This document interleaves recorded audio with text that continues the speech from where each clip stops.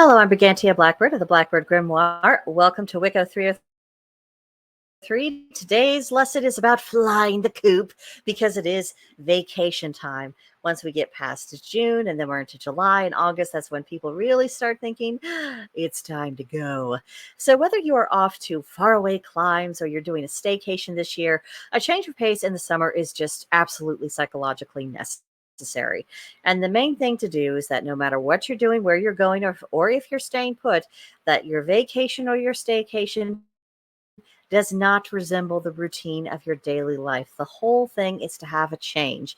And there is truth in that old saying that a change is as good as a rest. So make sure that you're not just doing the same old, because then the next thing you know, vacation's over and you're in worse shape than you were before because you didn't really rest. I have been guilty of doing this to myself. So this is about not following my bad example. Now then, the gift of time. Most practitioners, or at the very least many, we have practices that we would like to try, get more involved in, read a new book, do this or that. But we face time constraints that render it difficult, if not impossible, during the normal course of our routine.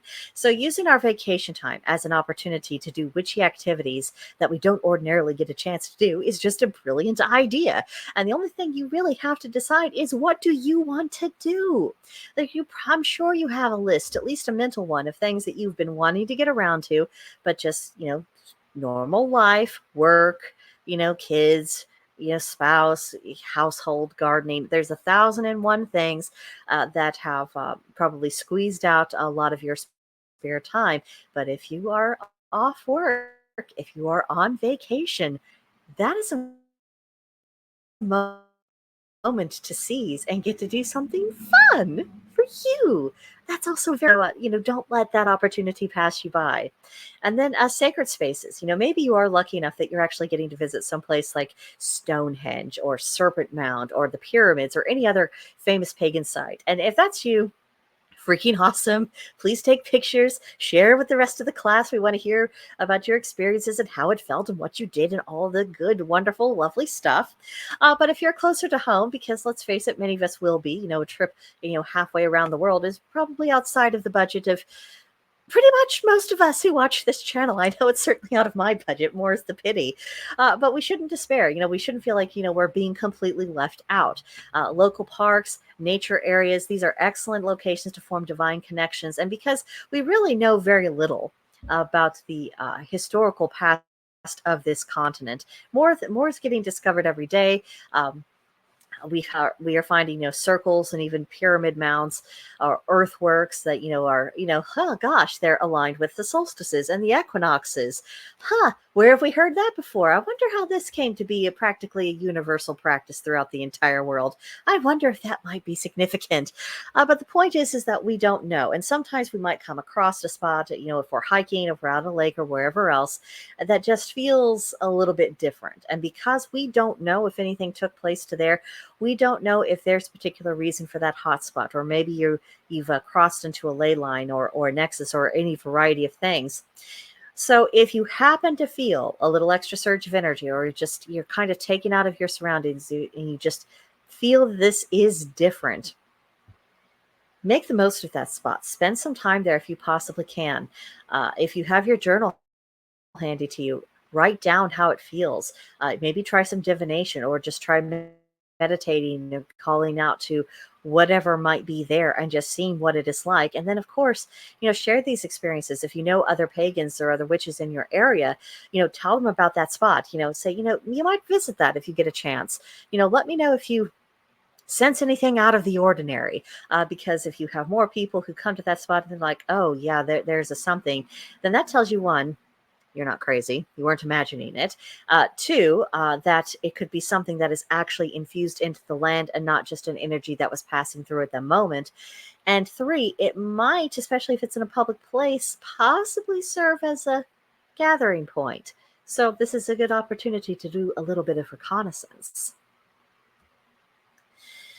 But whatever else you are doing, rest and detox. Get away from the technology and any other kind of distraction if you possibly can. Because sometimes on vacation, what we need, it's not, a whirlwind of activity, but it's just quiet, peaceful time to decompress. The husband unit and I always do that anytime he takes a week off of work. We have at least one day where we're just pajamas, whatever comfort foods we feel like eating, whatever entertainment we feel like doing, just enjoying each other's company, taking naps whenever we feel like it. We make sure we have that recharge time just because both of us are very busy working. He has a very physical, intensive job. He works at a factory. And even though, he's moving up into a more supervisory role, you still have to be able to do the stuff because you still have to teach people how to do the job that's required. And of course, the factory is not climate controlled. So it is a great physical strain, especially at this time of year. And with me, well, I'm always working. And that's one of the reasons why I'm talking about get away from technology. I need to be pried away from the laptop, pried away from my tablet, so that I'm not, doing preparation work for this channel. I need to take breaks sometime. So if you are in a similar situation, make sure you are taking those breaks and you are decompressing. And also, eat a little bit healthier than you ordinarily do. Go outside, make a point of appreciating the natural world and just having the luxury to take some time to sit still and just be quiet within it and absorb it and enjoy it. Because a lot of times you don't have the time to deconnect yourself from your daily routine to that extent and to be able to just take it all in. So when you do have the opportunity, make the most of it. And then creativity, whether, you do watercolors or you want to work on your journal or your handicrafts, your woodworking project, whatever it is that you do that's creative and that's fun, go for it during your vacation. Especially if you're doing a staycation, this is your moment to, as even if it's something like, I always wondered if I would feel better if that wall was turquoise. Maybe vacation is your time to figure that out and to put a bit that turquoise paint on the wall and see if it just brightens your day. Actually, for a lot of people, it actually does. So, especially if you're a little bit shy of color, this could be an opportunity for you to experiment and get a little bit outside of that comfort zone.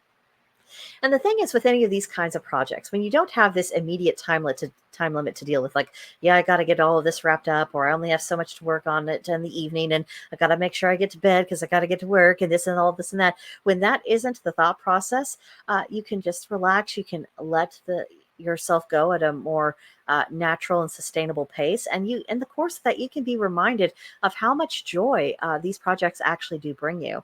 So listen to your muse and let creativity just flow from you.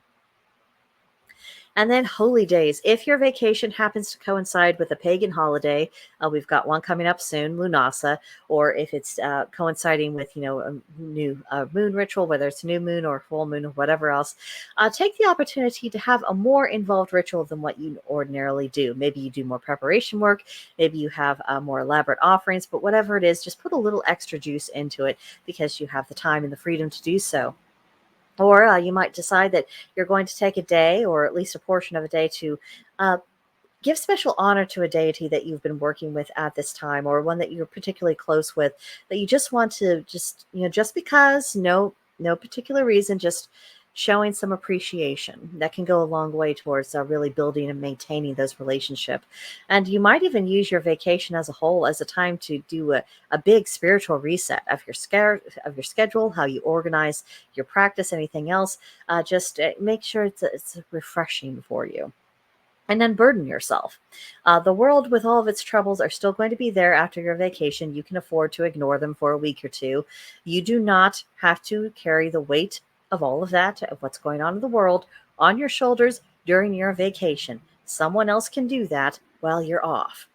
And if for those of you who are around my age, you might have seen that 1990s movie, What About Bob? It had Bill Murray and Richard Dreyfuss in it.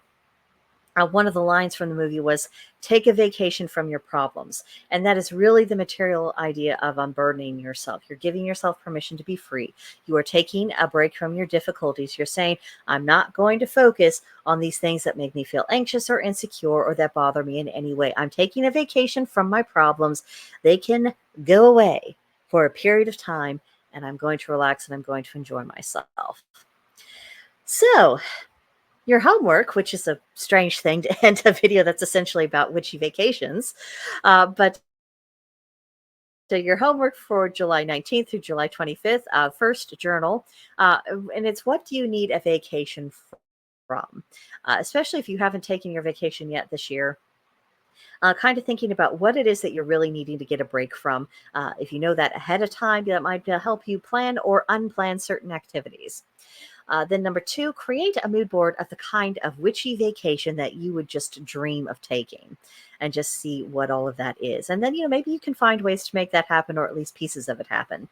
And then three, seize any free time you have this particular weekend to take a mini vacation and do something that's out of the ordinary of your usual routine. It doesn't have to be anything spiritual or magic.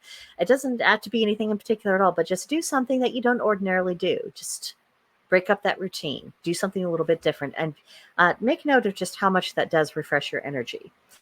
So that is what I have for you. Then next week, our class will be focusing upon seasonal witch keeping. I mean, isn't it amazing how quickly this month is gone? We're already talking about witch. The month of August, that will be the last month of the Wicca 303 series, and then this 3-year project will be coming to an end. And I want to give you a preview for the classes for August that begins with the monthly theme of Summer's End. The next class will be about standing on your own 2 feet.